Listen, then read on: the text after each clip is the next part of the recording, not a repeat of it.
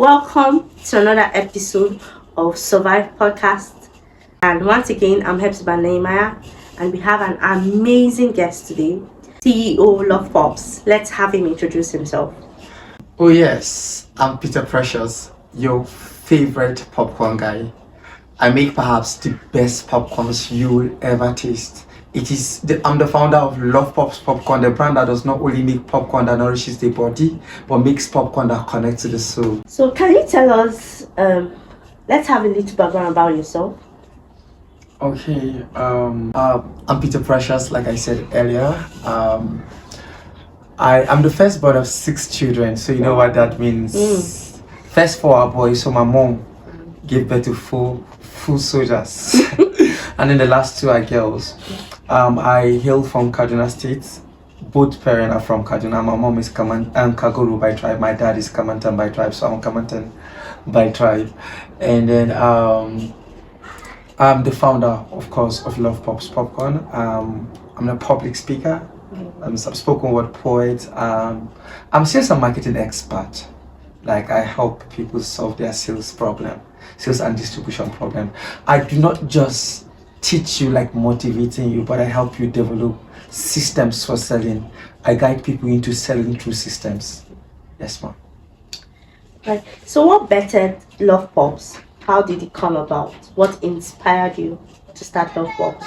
Okay, honestly, right, when I'm often asked that question, and then it's one of the best questions I like answering. That's because Love Pops began like a guy seeing a girl who he's crushing on, and you know that feel. Let me tell you what I mean. My uncle was simply selling popcorn in front of our family house in partnership with his friend, and there's something about popcorn. When popcorn is being popped, the process comes with this strong aroma that invites people to buy like they are being hypnotized. I'm a people person. I love people. So I love how the fact that people gather to buy.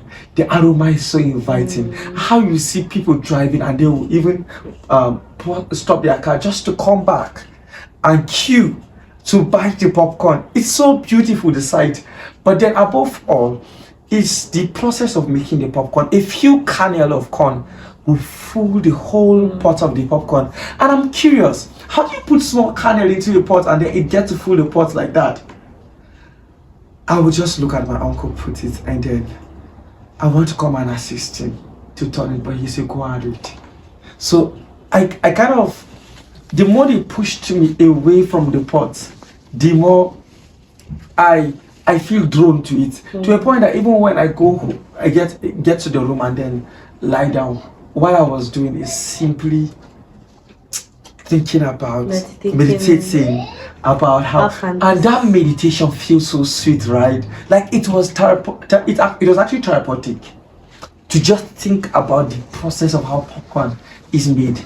So I consistently think about it to a point that sometimes when he's making the popcorn, I will leave my bed, go back, and then watch him produce the popcorn from the burglary, because it was in front of our family house. So my auntie has a shop that from the burglary of our shop I can see him producing the popcorn. Then a day came when people were so much and he was the only one at the popcorn spot.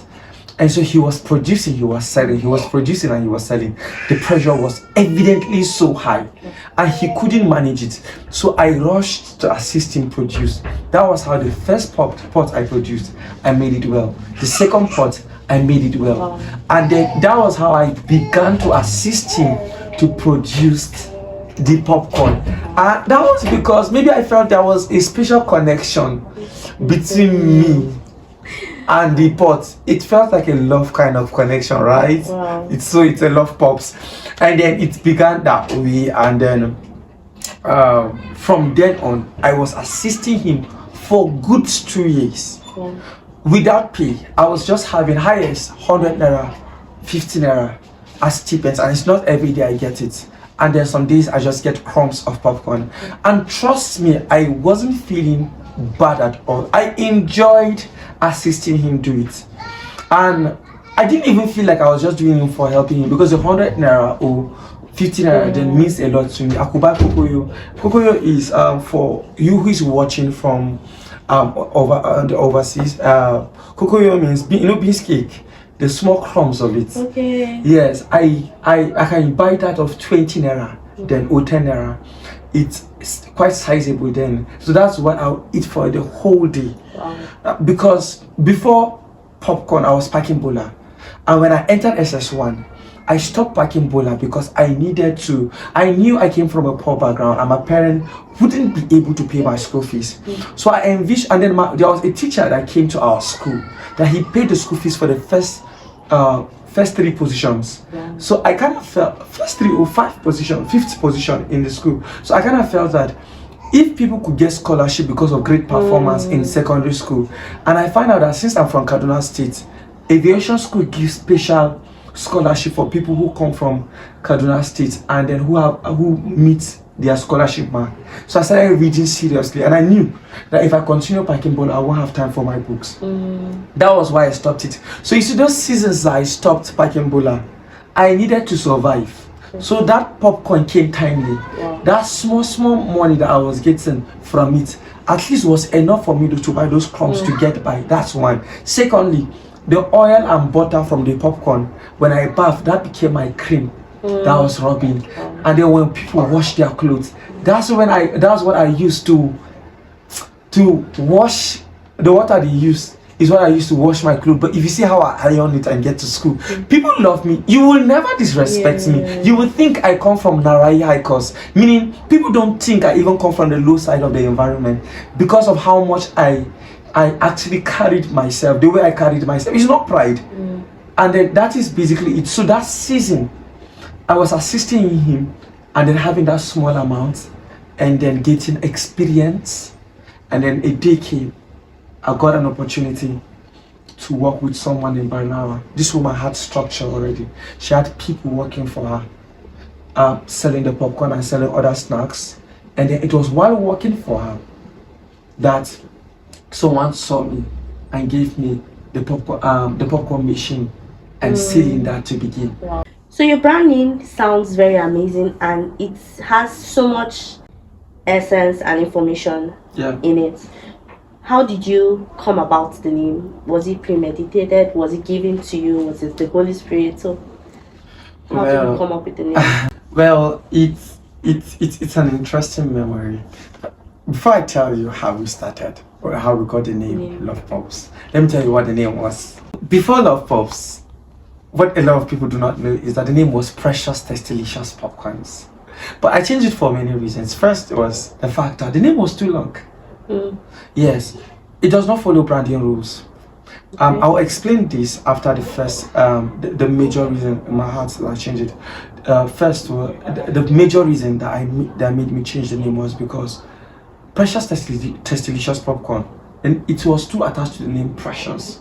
And I feel what I'm building isn't just for me. And I didn't want to build a brand just precious, like my name. I wasn't just trying to build a name. I was truly wanting to, I'm building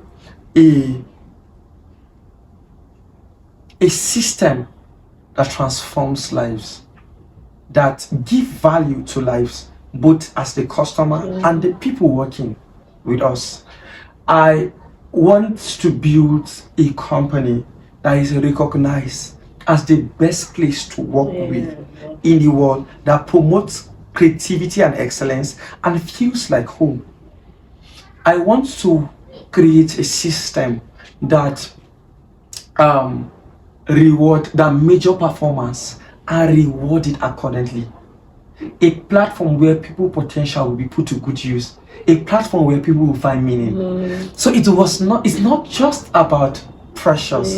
The deep purpose I have in my heart is beyond my name.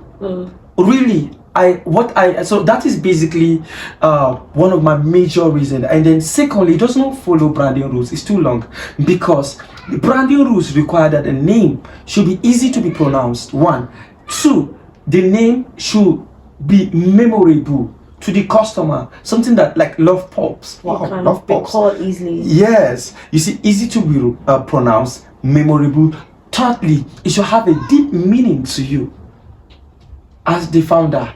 So Love Pops carries all of that three. So the deep meaning is what I want to tell you.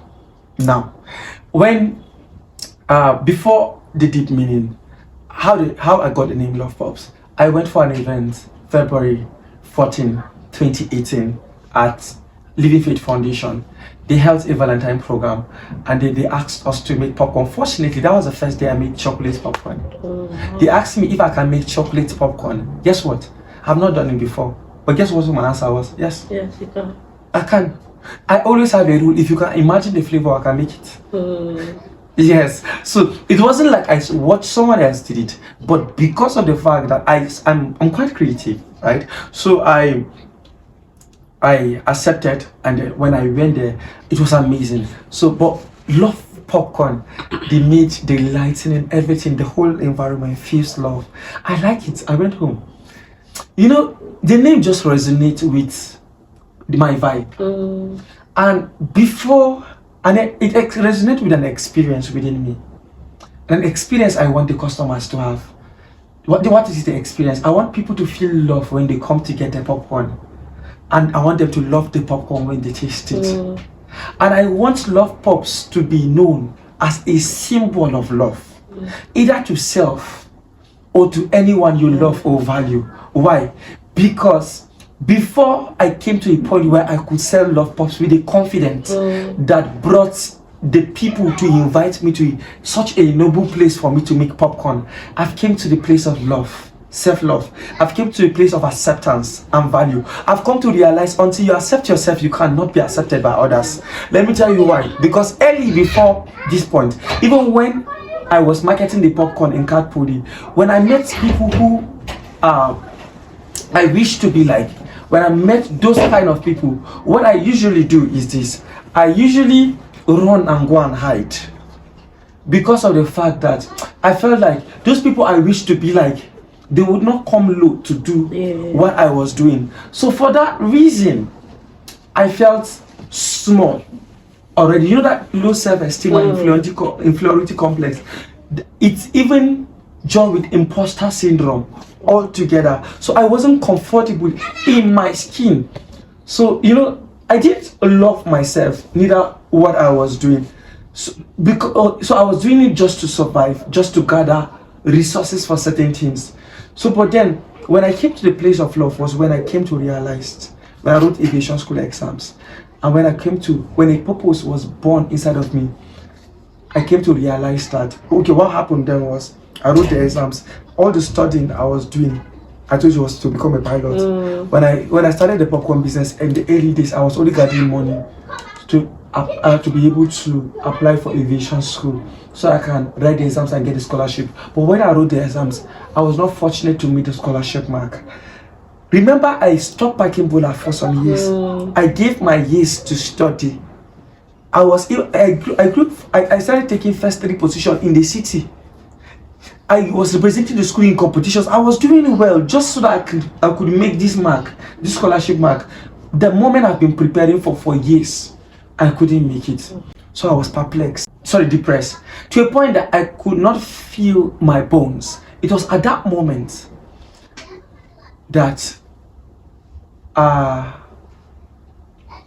what said to me, but you should be grateful, you just finished writing the exams with the children of the noble. And that was true, because I remembered before secondary school, when I was done with primary school, I didn't have hair on the center of my head because of the weight of sugarcane I was sucking for my mom and myself. So that means that at that day I sat down in the field. I was praying. I said, Lord, when will I wear uniform to go to secondary school like these children who are going to secondary school? Now I'm done with secondary school. I was no longer packing bola. I already have a business, and I just finished writing exams with children of the rich. Some of the people who wrote exams with me came in airplane to the place where they wrote. They flew to come and write exams with me. For the first time, I sit with people who ate with cutlery. I mean, this may be that was a big deal for me then, because of where I came from. Then I was grateful to God. I was like, God of my journey, you took me from the village to this place. You will not, like, I was just appreciating him that you've not carried me this far to leave me in this place. You are too consistent to fail me. So it was at that moment that a word came to me. But you too can own this school. Then do you know what aviation school is? In aviation school, there are a number of airplanes. In aviation school, the swimming pool is so large. You would think you want to do Olympic.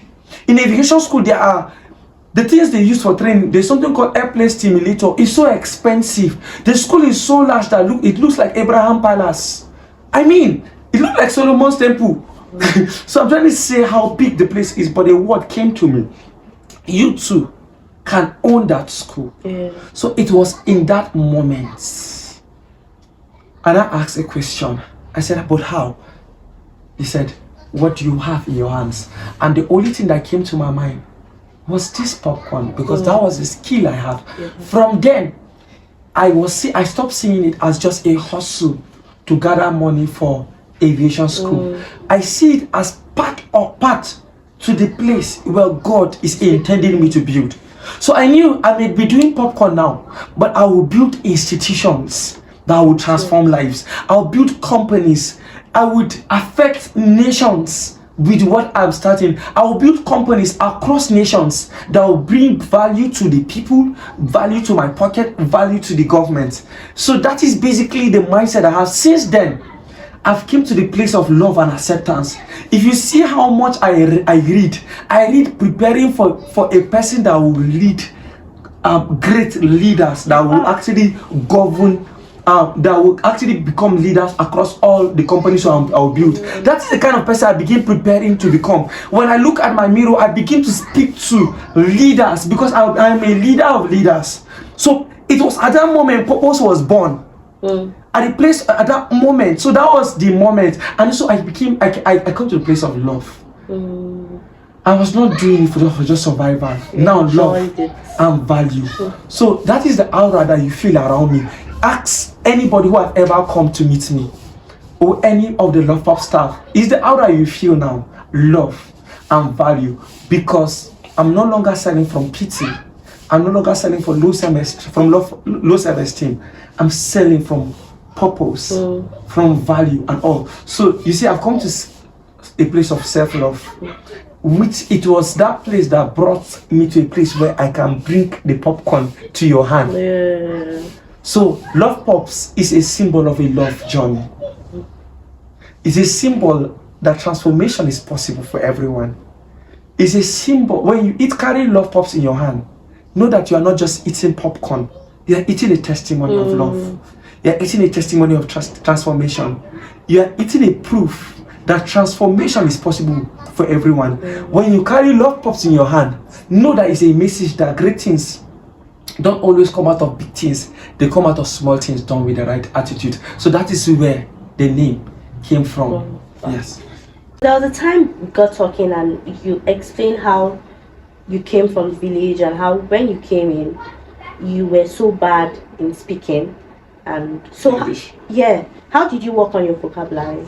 How did you build yourself to be so confident, down to the right choices of words and all?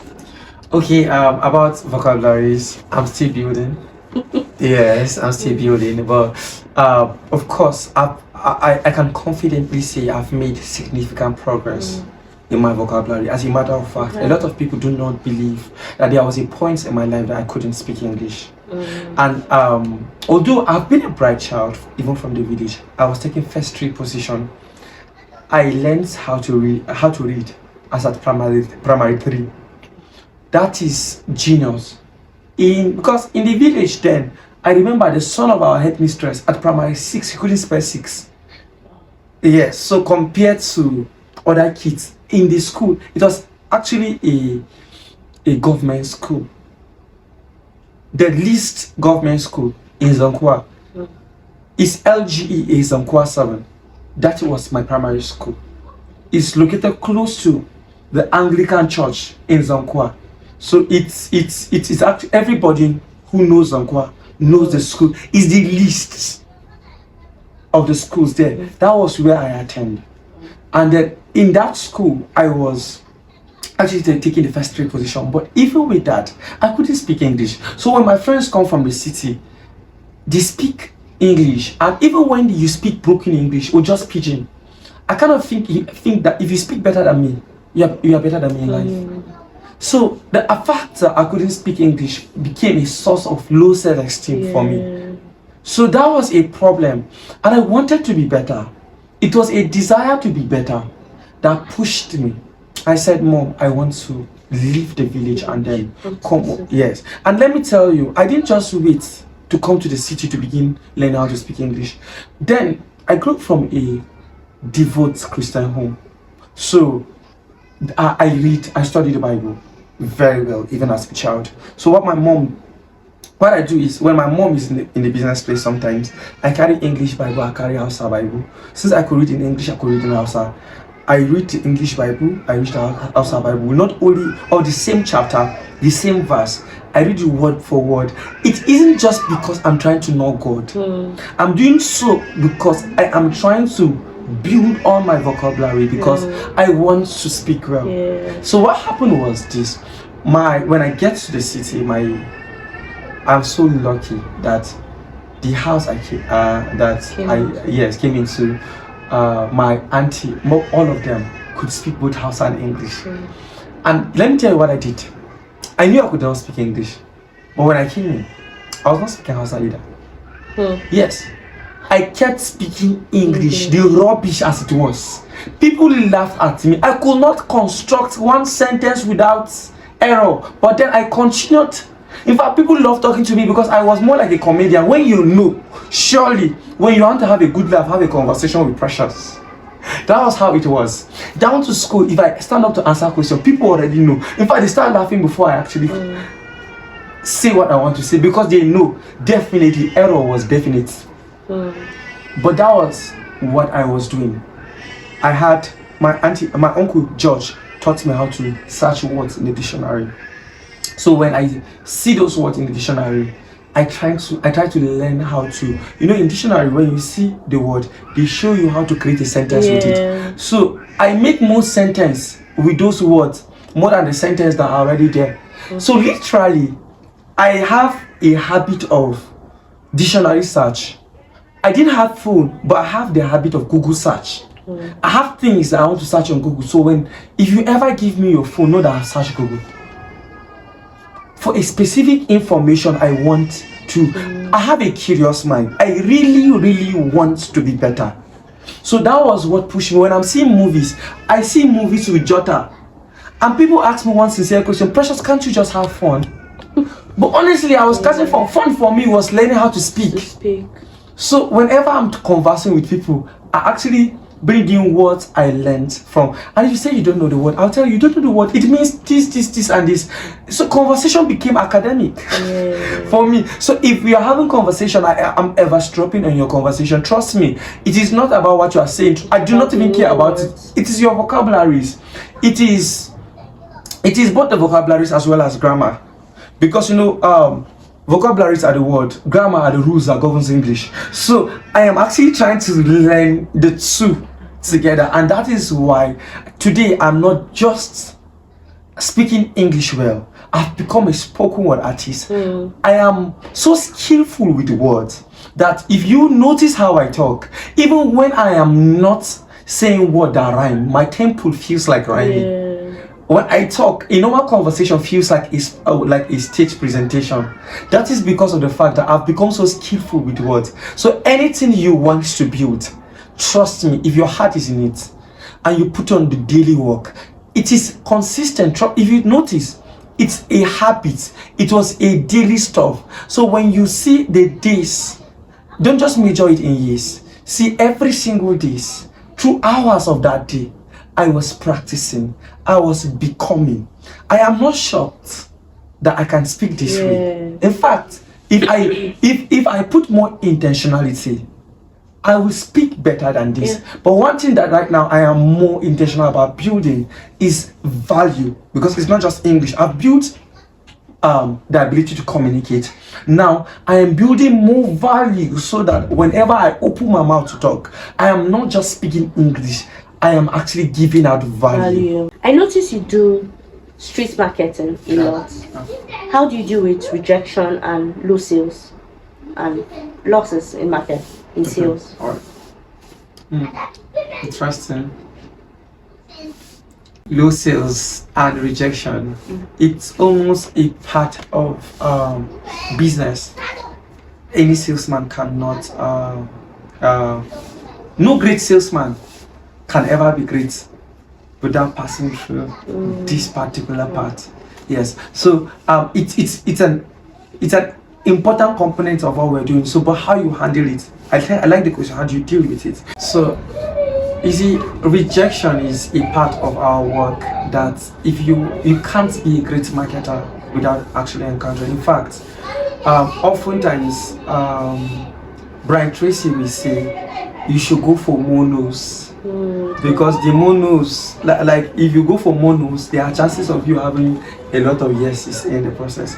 Okay, so let me, before I actually answer the question fully, how do you handle it? Let me give you an instance. One of my teammates, her name is, let me withhold her name, a very beautiful lady, went for marketing. She marketed a lady, like a woman, and then this girl, beautiful girl, that even you as a woman, if you see her, you will like her. Not to even talk about a man. So fine. And she said to her that, Dayo, when she marketed the purple, he said, shut up.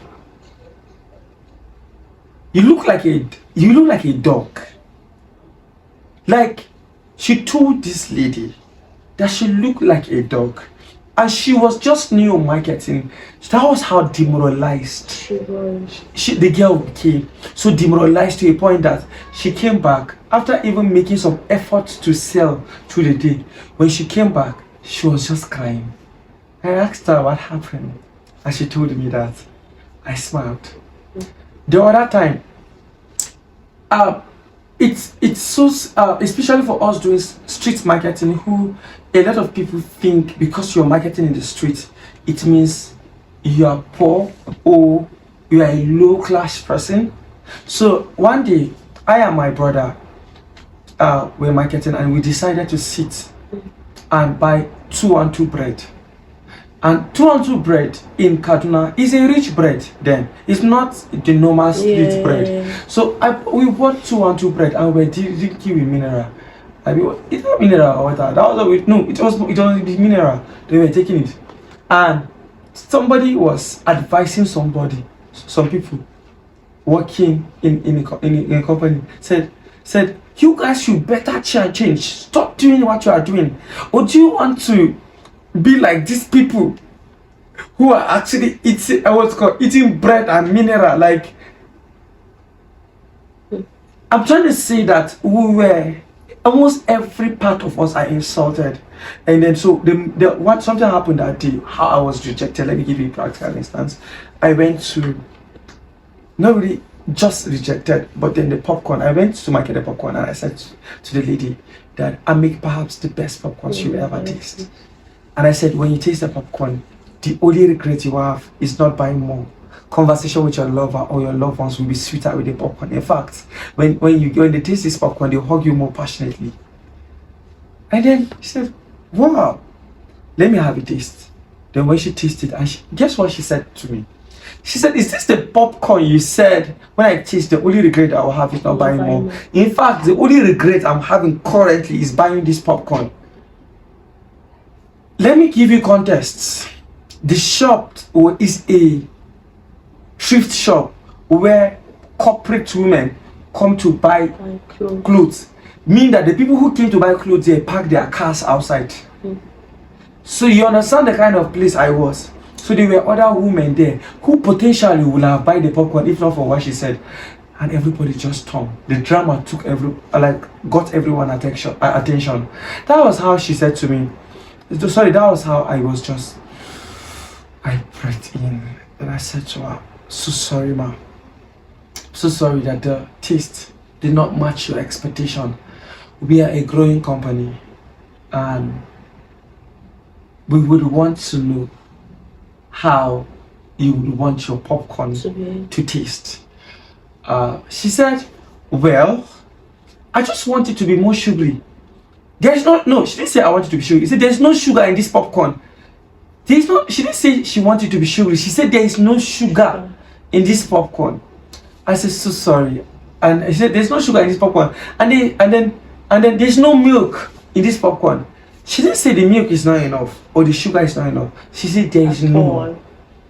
So that's how you expect that from customers. They can actually, especially from sometimes a female customer, she can say it in a way that is more weightier than what it is. But how I responded was this. I said to her, oh, ma, Dad, I'm sincerely sorry. Some people even complain that the sugar is too much. But for this that you said, we will make one that is more sugary for suit, and also the one that is sugar free for people who do not want sugar in popcorn. She said, oh, that's nice.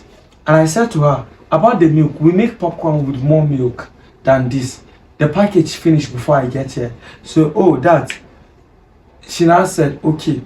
The same woman who rendered that complaint, the same woman bought a pack of popcorn. Aside that one that she tasted. And almost every person in that shop bought a pack of popcorn. That become a day that will become a shop that I sold the highest that same day. You see, one thing I've come to realize is that negative feedback are not completely negative. They are actually, like they said, it's called feedback. Even the rejection, it's a feedback. Sometimes when a person shouts at you, the feedback I got from that is that, especially when it is not about the popcorn, is that the person is suffering from something, an emotional or spiritual problem that is not caused by me, definitely. Yes, so why should I take responsibility for your inability to handle your emotions? So because of it is not my problem, it is your problem. It's because you do not know how to handle your emotions. So you are transferring aggression on me. Why should I take responsibility for that? And something that helped me so much in marketing to help me manage and rejection is this. I know who I am. You know, the three most important thing that makes a great salesman is, one, he knows who he is. Two, he knows the in and out of his product or service so that he will not be embarrassed by the innocent questions of his customer. Thirdly, he knows who he's selling to. So for me, the fact that I know who I am, even you shout at me when I'm passing, guess what I tell myself? I say, if you only knew who I am, you will take pictures with me, because soon you'll be seeing me on your TV and you will wish you had actually have picture with him so that you will tell them me to have met him. Because it's not a joke. I was saying this since when we were small. When we started with 3,000 naira, I started seeing this because I knew a time is coming like this. And guess what? It has happened already, and it will happen more. I am already on TV. Bloggers talk about us. There's hardly a radio station in Kaduna State that have not invited me yet. Down to Bright FM Abuja with millions of listeners. I've spoken there. I speak in platforms in different organizations. In fact, I go to events to speak, and before speaking, I've already sold popcorn. I go to Abuja to render trainings, and then before the time for the training, I go around to sell popcorn. So you see, I have built the confidence. I've known who I am. So when you know who you are as a salesperson and where you are going to, when you understand the relevance of that selling activity to the place where you are going to, it will help you to handle rejection. It will help you to handle rejection. Then about how to handle loss, I will tell you, it normally in business, right? Increase in sales supposed to come with increase in it's an increase in revenue supposed to come with increase in profits, but there are certain factors that affect it. You can experience loss when there is no sales. You can also experience loss when there is high sales, but yet you've not get your prices correctly. More like there is hike in prices, but you are not yet bold enough to change the price to match the market value of that which you are selling. It happens to me, to us. Both of it happened to us. There were moments where sales was not the way as it should be. And let me tell you, whether the sales or not, there will be expenses as much as production is happening. There will be expenses, there will be daily expenses. So imagine having daily expenses without daily sales. It means you are having daily loss. You get, but again, imagine selling your price, having great sales, but then at a price lower than your cost of production. Oh, yes, there is a cost of production, you are able to get it, but then you've not factored your operational expenses into your cost of production. That is the money for the day-to-day runnings of the business. So you are only looking at it from how much it costs you to produce it, and then how much it costs you are not putting operations into it. You will notice that you are selling but you are not growing. So how you manage this in business is simple. One, if it is from the part of low sales, you have to look at your model. That is your sales model. Should I, if the sales model simply means how you make money as a business. Yes, it simply means how you make money as a business. So simple. For me, we practice different models, right? That's as Love Pops. We practice direct sales, which is the street marketing, where we also practice B2B, where we sell to businesses. And so if you have to sell to businesses, you have to understand that you have to work on your price structure in such a way that, okay, for Love Pops, for our 3,000 naira, for our pack of 12, that of 3,300 naira popcorn, we sell to distributors at 2,700, to wholesalers at 2,850, to retailers at 3,000 naira, and to consumers at 3,600. I watched in one of your interviews where you said someone gifted you a popcorn machine and 3,000. Yeah. You said this business with 3,000 naira. Yes. And the gift they gifted you. Yes. Can you tell us about it? Oh yes. So it's a day I will never forget in my life. It's actually a day that a seed was planted. Actually, but before the day, there were events that resulted to it, and why I wanted to talk about the event is because when he met me, he mentioned a word. He said, "No one will ever believe that this business is not yours with the attitude with which you run it." You see, this means that the secret to being rewarded more than you work for is working more than you've been paid for. Yeah. Yes, because that thing, what happened was when I began working with her, a lot of our colleagues complained that she was mean, and I got to realize when I started working that it wasn't really like she was really mean. Although she may be tough, but she wasn't really mean. The problem is that she was frustrated, and that is common with many founders. Oftentimes, when staff complain that founders or managers are mean, oftentimes the management is simply frustrated by the performance of the team. Maybe there is. Sorry. Continue, please. Continue. Sorry. Sorry. Continue. All right. So oftentimes, I think the management is just frustrated by the output or the performance of the team.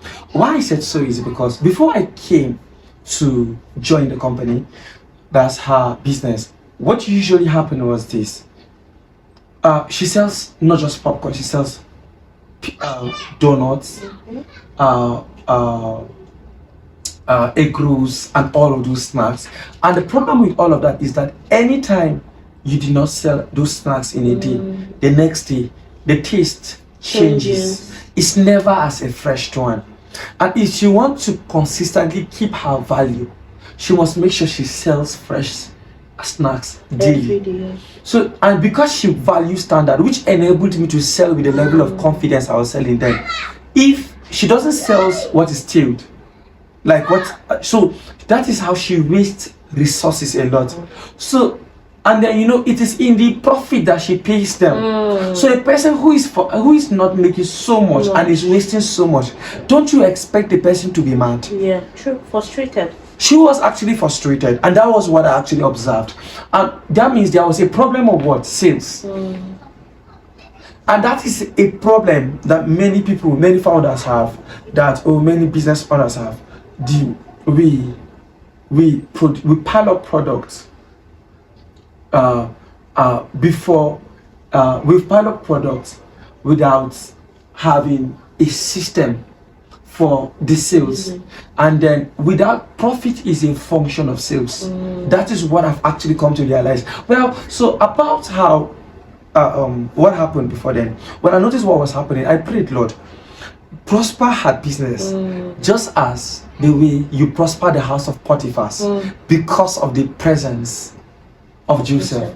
Because of my presence, prospers her business. Well, and I think God answered me, because when she took us to Cat Poly, but now that's Kaduna State Polytechnic, but now that is the environmental science. She got a spot where we were producing the popcorn. But then I noticed that because most of them were engineers, and then their works demand that they actually their architectures, most of the times they are sketching, they are busy, they don't often come out. So for that reason, I decided to carry the popcorn, pour it in a transparent rubber, and then carry the snack in the other place. I started going from class to class to sell. I'll give them a taste of the popcorn. That is how in less than an hour or 2 hours, in less than 2 hours maximum, I sold entirely everything we brought to sell that day. And that was mind-blowing. So my colleague said we shouldn't go back, because boss will have increased the stock. But then I refused. But for the first day, I obliged. The next day, same thing. In fact, the sales was faster than the first day, because of people are already getting to know what we were selling. And that is a principle. People don't buy what they don't know. And instead of you waiting for your customers to come to you, why not create a system that you can get to them? So that was what I actually did there. So I noticed that was working. It's a principle it can work over and over again if you apply it. So it worked. So what happened was that on the third day, my colleague said we should stop. I said no, and that was where I began having my colleagues were now angry with me, and then because they felt like I was not agreeing with them for us to just stay. And then by the way, my colleague is a fine girl. Other guys were coming to talk to her. I knew at that level of my life I should not think about relationship, except I want to go somewhere that I don't want to reach in my life. So I didn't even think I should have asked her, even though we are actually age mates. I was not thinking of relationship. So just sitting down, idle, no phone, nothing. And then my books were not there with me. So I just went back. I just said, let's go back. And that was how I was handling her business like mine. And so my boss took me from that Cat Poly, Banawa, to Cat Poly Angwarimi. That was where I met Mr. Emmanuel Aladipo. He was having his devotion. I was supposed to close work by 4, but because my snacks were still remaining, so I reached around 5. And that was when he was having his devotion, and I entered. I didn't want to talk because I saw that he was in his quiet time. Then I wanted to leave. He called me. He said he has been observing me, that the way I run this business, no one will believe it's not mine. After that, he asked me if the business is mine. I said no, and that was why he gave me the popcorn machine and cylinder to start. When he did that, it was a miracle to me. I wouldn't even lie. And then I went to meet my people at home to help me with 3,000 naira to start. No, none of my relatives then had 3,000 naira to give me. So what I did was I met one of my neighbors, and that is why here I have to pause to tell you your lifestyle is a receipt. When one of your first resume is how you live, because what happened was this: when I met her, I told her I've been working with this woman for this so time, and for each time I go to work, I'm able to sell over 10,000 naira popcorn. So I need just 3,000 naira. I'm certain that daily I will sell over 10,000 naira popcorn, but I need to sell it for 3 days so that then I will give her the money with 15% interest. And I said to her, no bank in the world will give her 15% interest in 3 days. The audacity. Yes, for just saving the money. And you see, the confidence comes from knowledge. Yeah. You can see that first I knew how to make the popcorn. Secondly, I worked with someone that gave me understanding on the structure the system and strategy to penetrating the market. In fact, I have a waiting market for me already that I could use on the basis of that which I have available. I could use to tell someone that based on this, give me this money. But I had traction, yes. So you cannot go to an investor without a traction.